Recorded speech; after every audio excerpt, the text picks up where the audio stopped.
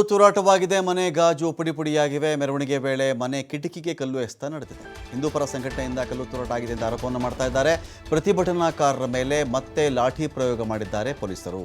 ಲಾಠಿ charge ಮಾಡಿ ಪ್ರತಿಭಟನಾಕಾರರನ್ನು ಚೆದುರಿಸಿದ್ದಾರೆ ಪೊಲೀಸರು. ಸದ್ಯ ಮದ್ದೂರಲ್ಲಿ ಕ್ಷಣ ಕ್ಷಣಕ್ಕೂ ಉದ್ವಿಗ್ನ ಪರಿಸ್ಥಿತಿ ನಿರ್ಮಾಣವಾಗ್ತಾ ಇದೆ.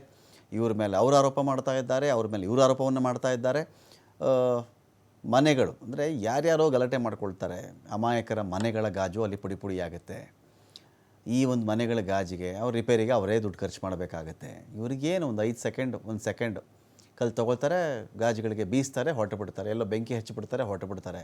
ಒಬ್ಬ ಮನುಷ್ಯನಿಗೆ ಒಂದು ಮನೆ ಕಟ್ಟೋದು, ಒಂದೊಂದು ಕಿಟಕಿಗೆ, ಒಂದೊಂದು ಸರಳಿಗೆ, ಒಂದೊಂದು ಗಾಜಿಗೆ ಕೂಡ ಎಷ್ಟೋ ದಿನಗಳ ಕಾಲ ಕೂಡಿಟ್ಟಿರ್ತಾನೆ ಅವನು.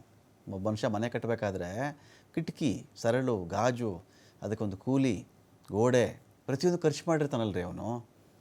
ಎಲ್ಲದಕ್ಕೆ ಅವ್ನು ಕೂಡಿಟ್ಟಿರ್ಬೇಕು. ಅದಕ್ಕೆ ಒಂದು ಮನೆ ಕಟ್ಟಬೇಕು ಅಂತ ಹೇಳಿದ್ರೆ ಸುಮ್ಮನೆ ಆಗಿಬಿಡಲ್ಲ. ಜೀವಮಾನದಲ್ಲಿ ಸಾಮಾನ್ಯರು ಒಂದು ಮನೆ ಕಟ್ಬೋದು, ಒಂದು ಯಾವುದೋ ಒಂದು ಸಣ್ಣ ಜಮೀನು ತೊಗೋಬೋದು.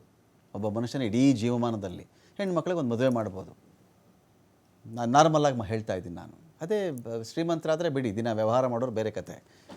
ಸಾವಿರಾರು ಜಮೀನು ಕೊಂಡ್ಕೋತಾರೆ, ಸಾವಿರಾರು ಜಮೀನು ಮಾರ್ತಾರೆ, ಬೇರೆ ವಿಚಾರ. ಬಟ್ ಇಂಥವರಲ್ಲಿ ಯಾರ್ದೋ ಗಲಾಟೆ, ಯಾರ್ದೋ ಇಶ್ಯೂ, ಯಾರ್ದೋ ಹೋರಾಟ, ಯಾರ್ದೋ ಗಲಭೆ, ಇದ್ರ ಮಧ್ಯದಲ್ಲಿ ಅಮಾಯಕರ ಮನೆಗಳ ಮೇಲೆ ಕಲ್ಲು ತೂರಾಟ ಮಾಡೋದು ಈ ಥರ.